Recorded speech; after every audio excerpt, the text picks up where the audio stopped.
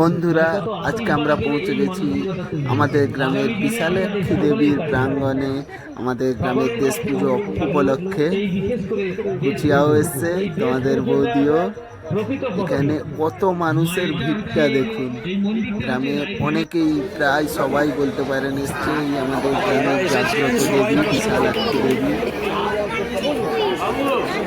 মন্দির প্রাঙ্গণ। কত সুন্দর সাজানো হয়েছে। এখানেই হয়েছিল গ্রামের দেশ পুজো, সঙ্গে ছিল রাত্রে প্রসাদ সেবন। অনেক অনেক দর্শনার্থী এসেছিল।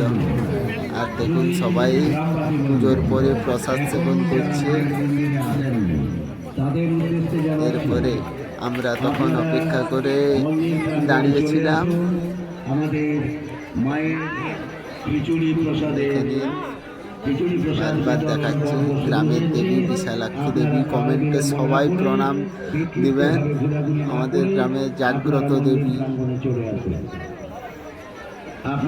বাপি গায়ন, ভরত গায়ন, মানে যার এমনি যার নাম বাপি গায়ন, সেই বাপি গায়ন মায়ের যত বস্ত্র লেগেছে তিনি দান করেছেন।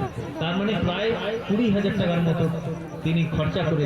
তারপরে আমরা বসে গেলাম প্রসাদ সেবন করতে। দেখুন, চিড়ে প্রসাদ ছিল, তারপরে ছিল খিচুড়ি আর বাঁধাকপি, যা আমরা খুব আনন্দের সঙ্গে একদম পেট ভরে মন ভরে সব করে খেয়েছি। এই আমার আজকের দেশ পুজোর